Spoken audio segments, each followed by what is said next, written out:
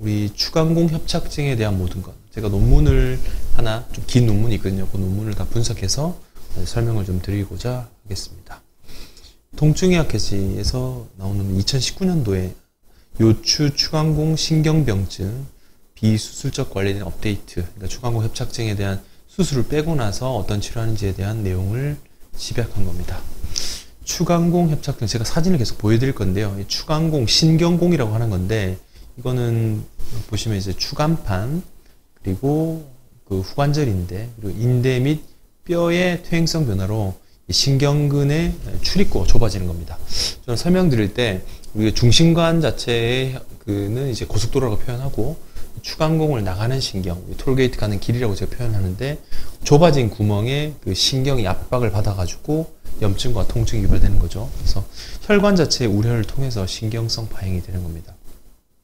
이 추간공은 엑스레이상 보아도 이제 뼈가 자라난 게 보이거든요. 이런 게 추간공 기계적인 그 협착으로 인해서 자극이 생길 수 있고, 그 주위에 염증, 그러니까 인대가 두꺼워지거나 혈관이 두꺼워져 가지고 섬유성 조직으로 이제 그 신경을 눌릴 수도 있거든요. 그래서 이 어쨌건 기계적이든 섬유성이든 눌려 가지고 신경이 자극되게 되면은 척추가 움직일 때 통증이 발생하게 되는 거죠. 정상 협착증, 이게 중심관이고요. 나가는 이쪽 부위가 추간공입니다.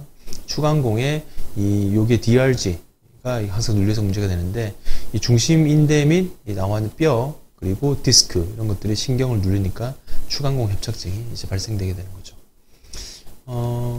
구역별로 보게 되면은 이게 중심 통로입니다. 초록색 부위부터 시작한다 보시면 되는데, 가장 추간공의 안쪽, 그리고 추간공의 중심 부위, 파란색 부위까지. 이쪽으로 완전히 나가게 되면 이제 그 후회측 공간이라고 하는데, 요 공간, 이 위에서 내려봤을 때는 이 뼈, 그 페디클이라는 이 뼈 사이의 공간이 이게 추간공이라고 하는, 여기에 눌렸을 병변을 해결하는 것이 이제 추간공 협착증에 대한 치료입니다.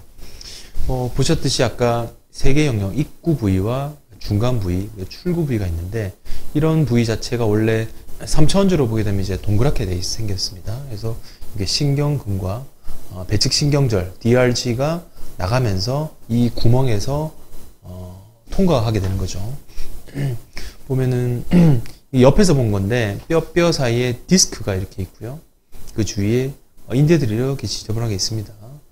신경 통로가 보통 다 잘 통과되는데, 이게 두꺼워지게 되면은 신경과 이 배측신경절을 눌려버리게 되는 거죠. 이게 DRG 눌려서 통증이 많이 생기는 게 추간공 협착증입니다. 왜 생기느냐? 원인은 나가는 그 추간공의 입구 부분, 그 부분과 나가는 추간공 바깥쪽 부분까지 2차적으로 이제 증상이 생길 수 있는데, 선천적으로 좁으신 분들 있죠. 디스크 자체가 공간이 원래 좀 낮아가지고, 그리고 신경공이 낮아서 생길 병변이 있고, 대부분 후천적인데 이 관절과 인대 뼈가 좀 커져서, 그리고 그래서 뭐 디스크 자체도 신경이 눌려서 퇴행성 변화로 생길 수 있죠. 뭐 체중 증가라든지 스트레스를 받는다든지 외상, 음주와 흡연 등도 위험 요인으로 작용하게 되겠습니다. 그래서 그 모든 그 디스크나 협착증 다 모두 염증 반응이거든요. 그래서 원래 몸 자체에 없는 병변이 눌려가지고 우리가 그 자체를 약간 불순하게 생각해서 우려 반응이 생기는 건데, 이게 수액 자체도 추간공으로 누출돼서 파열이 될 수도 있습니다. 그래서 이런 걸로 인해서 신경근과 우리 배측신경절에 눌려서 염증이 생길 수 있고요. 석회화, 골화, 이 구멍 자체가 두꺼워져 가지고 인대 자체에 비대가 생깁니다. 그렇게 되면 신경 나가는 길이 좁아지게 되겠죠. 그렇게 생길 수 있고, 아까 제가 배측신경절을 계속 얘기했는데, DRG가 이게 특히나 좁은 공간에 눌리게 되면은 통증이 아주 심해집니다. 이쪽 부위는 수술할 때 건드려도 많이 아프시거든요. 그래서 이 염증 반응이 해소된 이후에도 통증을 지속시킬 수 있고, 그리고 아까 말씀드린 혈액, 정맥 출혈과 혈관 손상 등이 이런 부위 자체의 압력을 증가시켜서 염증을 유발시킬 수 있는 거죠. 이게 실제 그 경막의 내시경 그 사진인데, 꼬리뼈로 들어가서 추간공 쪽을 본 건데 되게 빨갛게 돼 있죠. 그래서 이게 염증 반응이 있는 사진을 보여주는 거고요. 요거도 주위에 이제 섬유화 조직된 거를 이제 나타낸 것입니다. 증상으로 보면은 일단 디스크처럼 증상이 생기는데, 이게 좀 다릅니다. 다리로 퍼지는 통증, 따끔거림, 뭐 조임 이런 것들이 있을 수 있는데 구멍이 어느 정도에 따라 있느냐에 따라서 양측일 수도 있고 한 방일 수도 있고 그리고 제일 중요한 게 DRG 우리 배측 신경절을 누르기 때문에 이게 그 통증이 상당히 날카롭게 옵니다. 화끈하고 찌리고 환자분들 이렇게 엉치가 너무 아파가지고 잘 걷는 게 힘들어지시죠.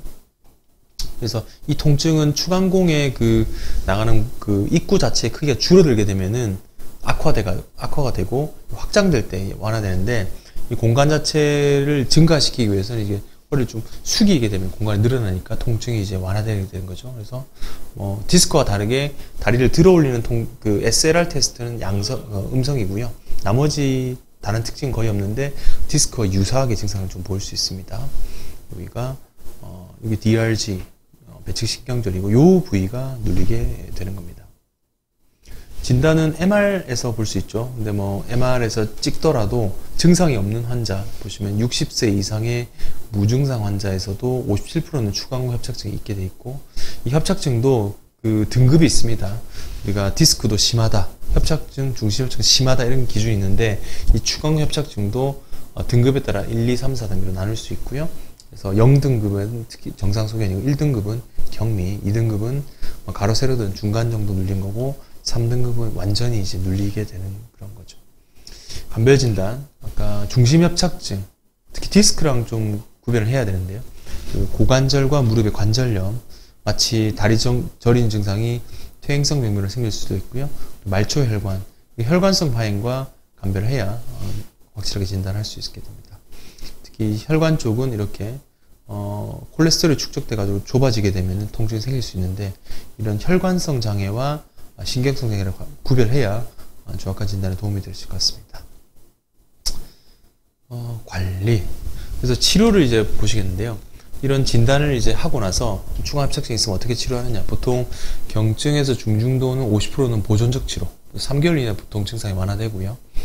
약을 쓰는데 우리 그 정형외과 약 있죠. 아스타미노펜 말고 엔세이드를 쓰고 트라마돌이라고 진통제를 사용하기도 합니다. 그래서 진통제, 마약성 진통제는 가장 센 거고 비마약성 그 중에 타이레놀과 엔세이드를 써서 이제 호전을 보일 수 있게 하고요. 그리고 이런 약으로 조절 안 될 경우는 마약성 진통제를 쓰게 되는 거죠. 그래서 보면 제일 높은 게 몰핀 그리고 코데인 이런 걸 쓰는데 어쨌건 일반 NSAID에서도 조절이 안 되는 진통제 조절이 안 되는 경우는 이제 마약성 진통제를 사용하기도 합니다. 그리고 신경병증 통증에서는 이제 가바펜틴과 프레가발린 쓰긴 하는데 이거는 진통제가 아니라 신경 통증에 대한 약으로 이제 생각하시면 되겠습니다. 그래서 약은 이렇게 쓰고요. 물리치료는 도수치료와 스트레칭 등이 요구되고 최근에는 이제 물리치료 할 수 있는 수동 물리치료가 어느 정도 효과를 보인다라고 얘기가 되고 있습니다. 그리고 가장 많이 쓰이는 게 주사죠. 신경주사인데 우리 형광투시 장비를 통해서 우리가 C암이라고 하는데 나가는 구멍 자체가 어딘지 막혔는지 보고 그 주위에 약을 넣는 거죠. 그래서 이때 보통 예전에는 관절 쪽에서는 트리암실론이라고 우리가 입자형 스테로이드를 썼는데 척추에서는 비입자형 스테로이드밖에 쓸 수 없거든요. 그래서 합병증을 피하기 위해서 조영지를 반드시 넣고 비입자형 스테로이드 사용해서 주사를 주입하게 된다면 증상 완화에 도움이 되실 수 있을 것 같습니다. 그리고 요거 외에 경막의 유착 박리, 주사 자체가 효과가 없으면 경막의 공간으로 카테터를 넣어서 신경주위를 풀어주는 경우가 있거든요. 그래서 기존 스테로이드 주사에 반응이 없는 경우는 이 경막의 공간 및 추간공 공간으로 섬유성 유착을 해제하고 감압을 하는 게 필요한데 이런 경우에 스테로이드도 쓰지만 유착 방지도 같이 쓰거든요. 그래서 이 경피적 신경성형술을 통해서 이 반응 조직을 제거하고 증상을 완화시켜주는 거죠. 나비 카테터 이렇게 많이 이제 그 이름을 쓰이는데 이 자체가 카테터가 들어가면서 디스크와 신경주의 압을 좀 감압해주고 공간을 넓혀주면서 약을 좀 뿌려주니까 대부분 증상 자체가 많이 완화가 됩니다. 그래서 신경성형술, 경막의 신경성형술이라는 이름으로 사용되는데 척추수술 실패 증후군, 추간공 협착증에도 많이 쓰이고 있습니다. 이런 식으로 쓰이거든요. 이제 기계고 본체고 C암에서 보이는 거고 끝을 이제 왔다 갔다 할 수 있는 그런 기구죠. 그리고 이거에 대해서 조금 더 개발된 게 풍선을 이용한 신경성형술입니다. 팽창된 풍선. 그래서 구멍이 심한 유착이 있고 비대, 인대 자체가 좁아지게 되면 카테터가 삽입이 힘드니까 카테터 부위에 풍선을 넣어서 그 신경줄을 넓혀주는 건데, 이게 자칫하면 추간공협착증이 많이 심한 상태에서 넓혀주게 되면 DRG까지 같이 누리게 되면 증상이 더 안 좋아질 수도 있는 경우도 있습니다. 그래서 저는 요거는 최근에 잘 사용하지 않고요, 이렇게 카테터 넣어서 신경 주위에 풍선을 통해서 넓혀주고 약을 넣어주는 그런 방법을 시행하고 있습니다. 그리고 요거는 경피감암 유공절개술인데, 방금 같은 신경성유술보다 조금 더 진행된 건데, 내시경, 미니 내시경 통해서 추간공 쪽에 주위의 염증 반응을 정리하는 건데, 최근에 제가 자주 많이 말씀드리고 하고 있는 양방인 내시경보다는 훨씬 좀 시야는 좋지 않고 대신 좀 간편하게 할 수 있는 장점이 있으나, 이거는 경증에 있는 추간협착증에는 효과가 좀 있어 보이고 중증도 이상은 좀 의미가 좀 없어 보이긴 합니다. 이런 식으로 추간공 쪽으로 내시경, 미니 내시경을 넣어서 인대 주위를 보고 작업하는 거고요. 이렇게 카테터와 약물을 주입하니까 제가 생각해 이런 방법도 그냥 나비 카테터 하는 거 비슷비슷하지 않을까, 그 정도 생각하고 있습니다. 그리고 좀 이건 다른 개념인데, 고주파, 펄스 고주파는 이 신경 자체가 눌려 있는 병변에 직접 RF 장비를 넣어서 그 신경 자체를 감작을 시킨 겁니다. 마치 아픈데 못 아프도록 이제 그 신경을 속이는 거죠. 근데 이거 자체가 의미가 있다고 통증의학과 선생님들은 많이들 얘기하시는데, 저는 신경 자체를 죽이게 되면 그걸로 인한 파급 효과가 좀 겁나기 때문에 이런 임상 데이터에 대해서는 이제 많이 의지하지 않고 이런 식으로 합니다. 펄스를 넣어서 신경을 죽이는 건 아니고 통증에 대해서 안 아플 정도로만 감작을 시킨다.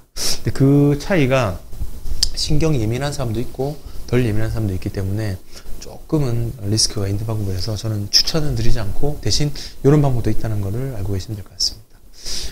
전기 자극, 요거는 아예 척추 신경 통로에 전기 자극 기계를 삽입하는 거거든요. 그래서 요거는 척추 수술하고, 혹은 이제 우리가 큰 수술 이후에 우리가 중추신경 조세가 마비가 된 환자에서 신경 자극을 위해서 기계를 삽입하는 건데, 이 SCS라고 하는 척추 자극기죠. 자극기를 통해서 이게 원래 아팠던 증상을 호전 볼 수 있게 하는 거고, 우리가 DRG에 대한 자극으로 인해서 완화가 된다라고 보고도 있습니다. 그래서 어떤 환자들은 신경병증이 이제 워낙 좀 심하게 다쳐가지고 다른 방법 자체 회복이 좀 어려울 때 이런 척추 자극기를 통해서 회복을 할 수 있는데, 이것도 합병증도 많이 있으니까 그것도 참고하시는 게 좋을 것 같습니다. 이렇게 카테터를 넣어서 자극해서 회복을 도모하는 그런 것입니다. 결론은 요추 추간공 협착증을 일단 진단을 제대로 해야 되고요. 그리고 그 그레이드에 따라서 할 수 있는 게 약과 주사와 시술과 이런 방법들이 있는데, 웬만하면은 약과 주사까지 하기는 대부분 증상 호전을 볼 수 있거든요. 시술화까지 하는 경우도 있고요. 그래서 그거에 대한 단계적인 치료에 대해서 알고 계시면 도움이 좀 되실 것 같습니다.